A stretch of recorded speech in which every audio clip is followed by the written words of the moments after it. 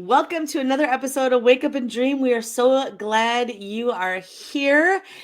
We have been in this discussion about releasing things that don't serve us, releasing things that aren't ours to hold. And we've kind of like been talking off air and releasing the timeline or releasing like what we think should happen to prepare us for our next chapter was a topic that we want to jump in and talk about that today, because I think so many of us, including me and Sarah and Kelly, we want to control things. We want to, keep everything orderly, expectable, if that's a word, just so that we can predictable would be the word. um and it doesn't always happen like that. It rarely happens like that. And sometimes when things, we're so set on our goal or our destination, our next chapter, that we forget to take time to smell the roses in the chapter we're in. We forget that there's work to be done in the present, inside us, inside our mind and heart and soul, that will definitely prepare us for what's ahead. So Kelly shared a quote that her pastor shared a couple weeks ago, and I just thought it fits so well with this idea of not always focusing so much on the destination or the goal or the next chapter.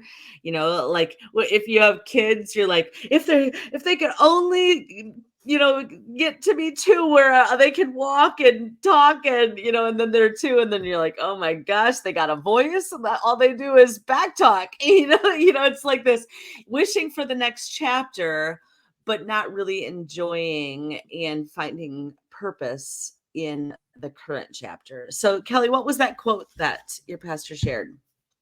Yes, it was so profound because I feel like when you're in limbo or you're in the holding phase or just that, like bless and release sort of season where you're just, where you want to be, but then it's like, but it's going to take time to get there, whether, it's something career wise or personal or in your marriage or moving and making big decisions. But he stated this weekend in his sermon, and it just hit me to the core because he had talked about, I think he's been with the church, I don't know, 10, 15 years. And he said when he came into our church, he knew that there was this process that God was taking him through to repair, to be prepared. And I almost just kind of zoned out for a minute because of our podcast that we've been doing about releasing things and having that complete control over what's next and what to do. And it was just, maybe that's it. Maybe that's what's happening in my season is that we moved here from Colorado to Kentucky. And it's just honestly been this repair season, and it was very like just heartwarming, and I felt very calm when I heard that because life is not easy all the time. We don't always have the answers, and it gets really frustrating when we can't just get to where we want to go. We can see it, but it's going to take time and it's going to take a minute. And that's what I just was like, yes, this has been that repair season, but then also he's preparing us for more, right? So it's like just being in that moment and receiving those words this weekend was huge for me, and just starting to reflect, and I got quiet, and I just feel like for our listeners too, it's okay if you're in that season where nothing extravagant is happening. You're not getting that raise. Your kids aren't getting the into school awards or, whatever, your marriage isn't in the best place. You're working on it. And it's this repair season so that God's preparing you. And it's taking that time to like listen and receive instead of being on the go, go, go all the time and fix, fix, fix and to-do list, to-do list.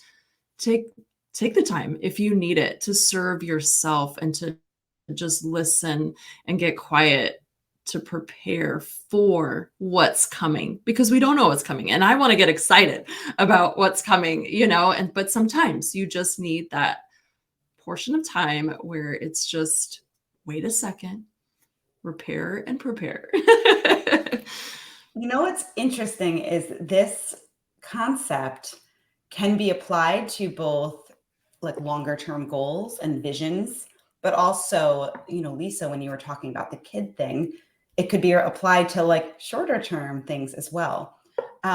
So I was just thinking, just last night, I was sitting and reading with my kids. So every night they need to read for 20 minutes. And we read the word, like a word that one of my sons should know. They're in second grade. And we read it on one page. And a lot of those books have repetition. And then we turned the page and he got stuck. And then on that same word, and I helped him guide him through that word. And then the next page, he got stuck. And I'm getting frustrated because I'm like, this is like probably a first grade word. He's in second grade, almost finishing second grade. He should be there already. This should be something that he should be able to do.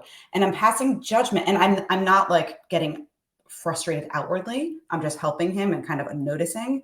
And like, I'm trying to think like, okay, how can I help support him in this area? Like I'm thinking flashcards and making notes of all the words that he's getting stuck on so that we don't have like a slide over the summer. But I was just in that moment, I'm like, I have these, I feel like this timeline that is set by society for even kids is always lingering. Even if I'm trying so hard to not play by those rules, it's there. And me in that moment, I was like, wow, he should know this. Okay, let's go through this. Oh my God, we're on the page again. He doesn't know the same word. He's not processing what we're talking about. And I really just need to release that. What was I trying to soak in that moment? The fact that I was like sitting with my kids reading, and it was like a really nice moment, a very sweet moment. They weren't fighting too much. Sometimes they were kind of wrestling over the book, but that's normal, but just like releasing the timeline of his goals. Like it's not my job to put that on him. Sara, I love this so much because that was one of the reasons why I wanted to homeschool, because I think we compare so much. And if, we've got these societal benchmarks, and then we've got the, boys develop at a different rate than girls. We know that for a fact.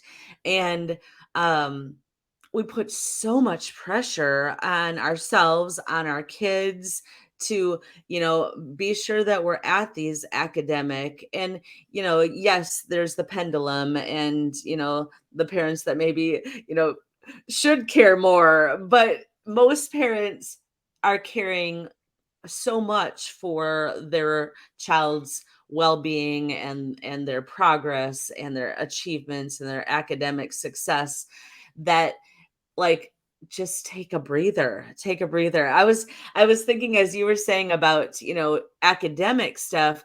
I remember potty training with my twins, and that's an this adventure. Right. I can relate. And I can't imagine doing two at the same time. That's crazy. Right.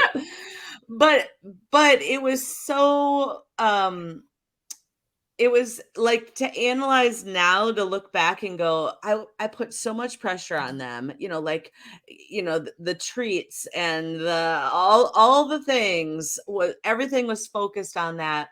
And then if they had an accident, a month later, you were like, what? I thought you had graduated from this chapter.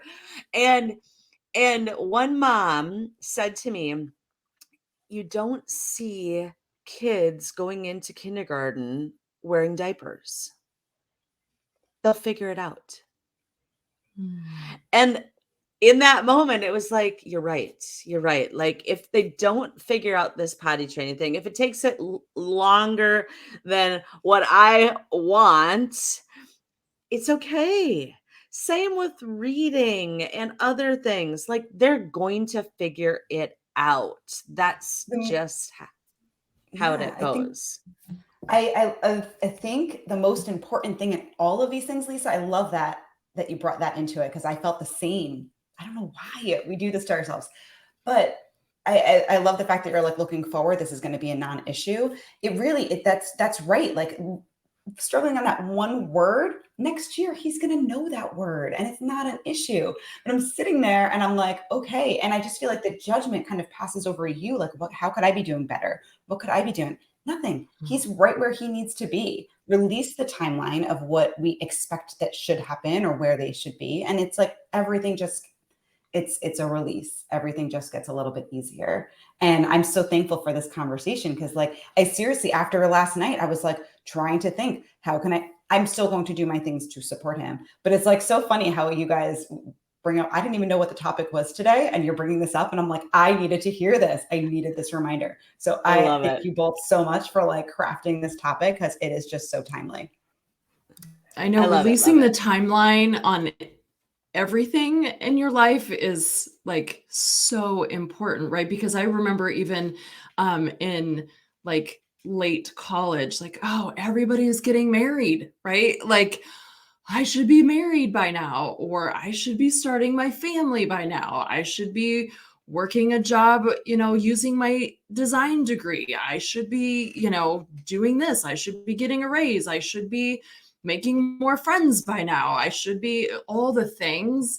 And it is just releasing that timeline because you're just putting it on yourself. It's way too heavy, whether it's raising your kiddos, getting that raise, reading, starting to write your book or whatever. Like it's on you and only you can release that. It's not yours to carry. Life is going to happen anyway. And just preparing for those amazing things to happen. Like Sara, you never know. Like your little guy could just be this novelist guy and he's just writing books like crazy. And you're like, remember when you were in the second grade and you didn't know that word and now look at you. And that's why I feel like looking back on all the things that you thought at the time that weren't working out just so, I look back, man, that's exactly how it was supposed to happen. And it's almost cliche because I always hated when people told me that when I was in the moment. You're going to look back and you're just going to laugh. And, it's not going to be as big a deal as you thought, with a breakup with a boyfriend or getting a D on that exam or, whatever. That's just life altering at the moment. But you look back and it's like, it really wasn't. It was a teaching and a learning moment because if we're not, learning and growing, then we're dying. So I'd rather be doing that than succeeding and having everything work out every single time because we're not learning. We're not learning or growing at all. So I think it is just blessing and releasing that timeline and that pressure as a mom, as a wife, as a teacher, as a neighbor, as a friend, as a sister, because it's too heavy. And I just love that analogy. And Lisa, you brought that up too. It's not yours to carry. It's just Right. not it. You got to release it and use this time to prepare for what is coming. Everything doesn't have Right. to be chaos all the time and do. And your current reality doesn't define your future success. Yes.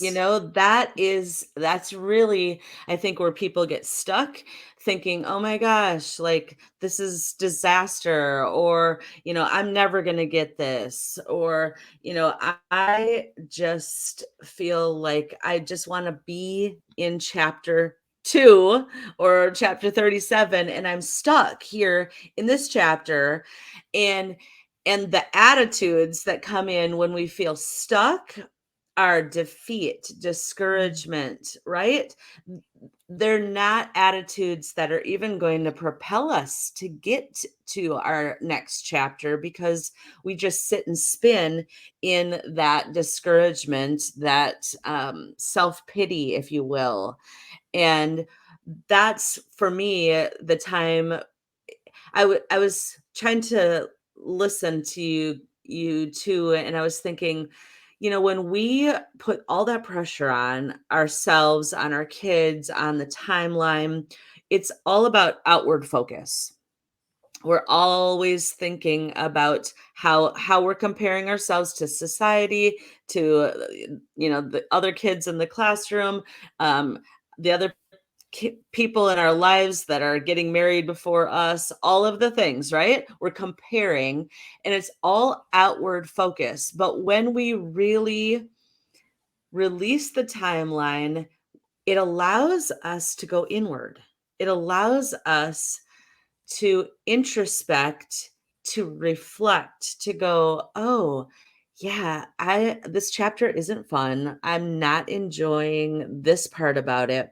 But what is the teaching moment here? What is the lesson that God has for me so that I can grow and be that person that I want to be when that next chapter arrives.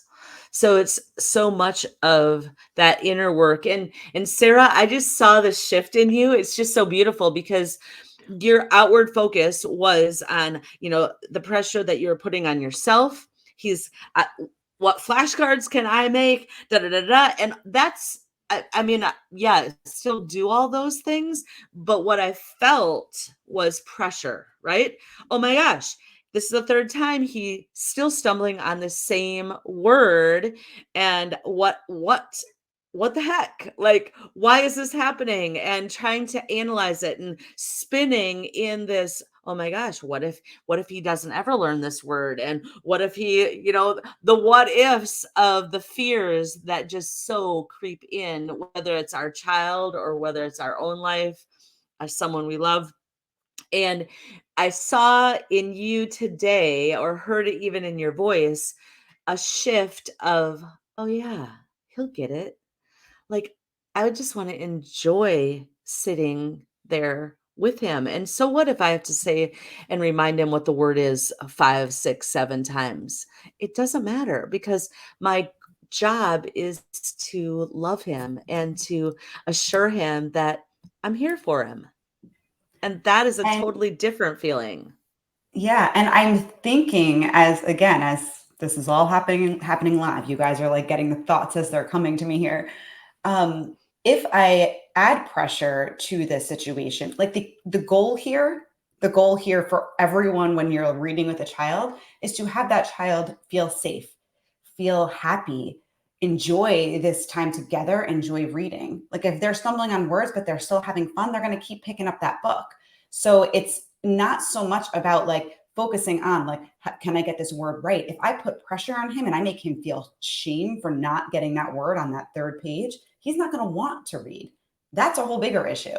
It's really just keeping it light, keeping it fun so that he keeps coming back and he will catch up. He's not going to not know this word by next year. It's just not going to happen. He'll know it. So the goal here as a parent is just to keep it fun and don't add pressure or shame around this natural state of learning. Everybody goes through it, right? And everybody gets to the other side.